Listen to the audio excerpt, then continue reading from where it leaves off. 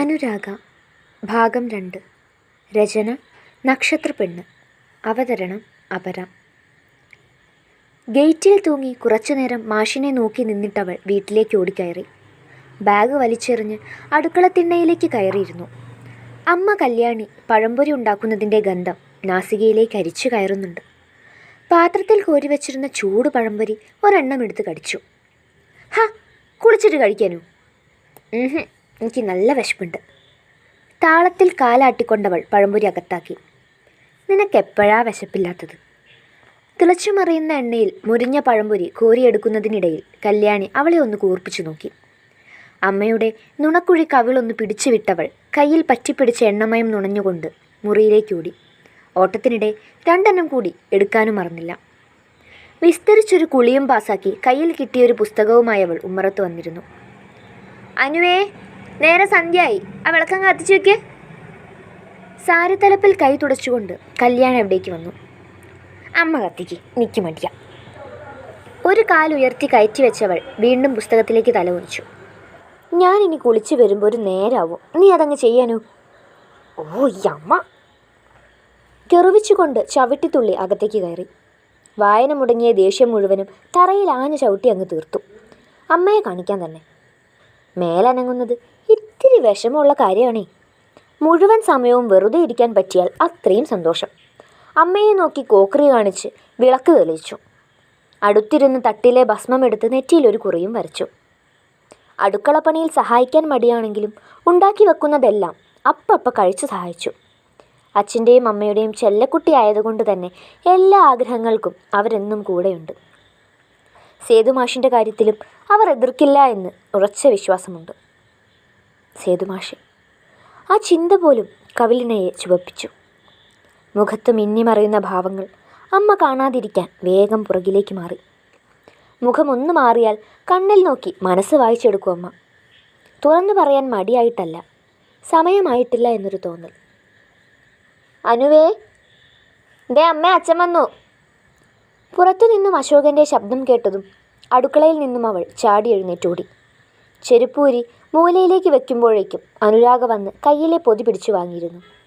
പൊതിക്കുള്ളിലെ ഭക്ഷണ സാധനത്തിൻ്റെ ചൂട് ഉള്ളം കയ്യിലേക്ക് തട്ടുന്നുണ്ട്. അവൾ ആ പൊതി നാസികയോടടുപ്പിച്ചു. ചിക്കൻ കറി. കണ്ണുകൾ വിടർത്തി ആവേശത്തോടെ പൊതിയഴിച്ച് ചൂടിറച്ചിച്ചാറിൽ ചൂണ്ടുവിരൽ മുക്കി അതവൾ നൊട്ടി നുണഞ്ഞു.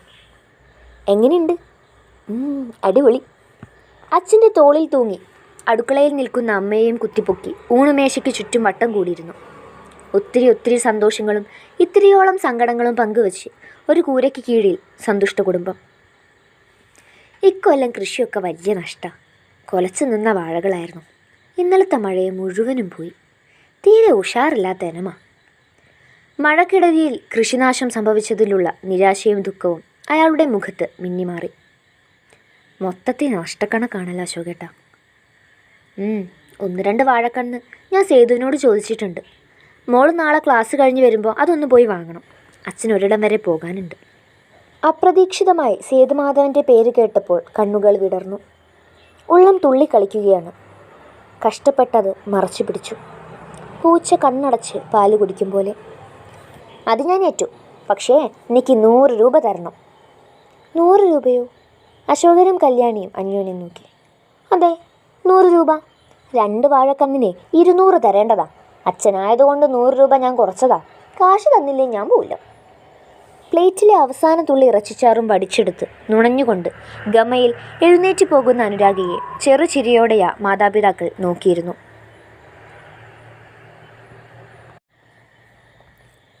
സേതുമാഷേ.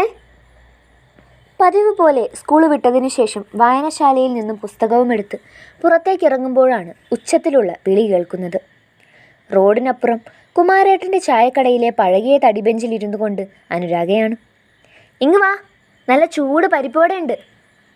പരിപ്പുവട കടിച്ചുകൊണ്ടുള്ള പെണ്ണിൻ്റെ ഇരിപ്പ് കണ്ടപ്പോൾ തന്നെ ആ കവിളുകളിലെ നുണക്കുഴിയുടെ ആഴമേറി. പുഞ്ചിരി മായാതെ തന്നെ അവളോടൊപ്പം പോയിരുന്നു. കുടിച്ചു പകുതി വെച്ച ചായ എടുത്ത് മുത്തി കുടിച്ചുകൊണ്ട് പരിപ്പുവട കയ്യോട് കൂട്ടിപ്പിടിച്ച് കടിച്ചെടുത്തവൻ കഴിക്കുമ്പോൾ ആ പെണ്ണിൻ്റെ ഉള്ളം കുളിരുകോരി. കണ്ണുകളിൽ പ്രണയം നിറച്ചുകൊണ്ട് നെഞ്ചിൽ ആദരവ് നിറച്ചുകൊണ്ടവൾ സേതുമാധവൻ്റെ മുഖത്തേക്ക് തന്നെ നോക്കിയിരുന്നു. കുമാരേട്ടനോട് കാര്യമായി എന്തോ സംസാരിക്കുകയാണ്. ഇടയ്ക്കിടെ ചിരിക്കുന്നുമുണ്ട്. ചിരിക്കുമ്പോൾ ഉള്ളിലേക്ക് വലിയുന്ന നുണക്കുഴികളെ അവൾ കൊതിയോടെ നോക്കി. എന്നാണ് തനിക്കത് മതിയാവോളം നോക്കിയിരിക്കാനാവുക? ഒന്ന് തഴുകാൻ, നനുത്ത മുത്തമേകാൻ, ആഴമറിയാൻ ഇനി എത്ര നാൾ കാത്തിരിക്കണം? ചുറ്റുമുള്ളതൊന്നും കാണാനാവാത്ത വിധം അനുരാഗിയുടെ കണ്ണുകൾ സേതുമാധവൻ എന്ന 45-കാരനിലേക്ക് ചുരുങ്ങി. ചായയുടെയും പരിപ്പുവടയുടെയും പൈസ കൊടുത്ത് ഇരുവരും പരന്നു കിടക്കുന്ന റോഡിനോരം ചേർന്ന് നടന്നു. ഒരുപാട് പറയാൻ സ്വരുക്കൂട്ടി വെച്ചതാണ്. അതെല്ലാം ആ നുണക്കുഴിയിൽ മുങ്ങിത്താണുപോയി. ഒന്നും പറയാൻ കിട്ടുന്നില്ല. പ്രണയം തൊണ്ടക്കുഴിമേൽ തടഞ്ഞു നിൽക്കുകയാണ്. ഒന്നും മിണ്ടിയില്ല.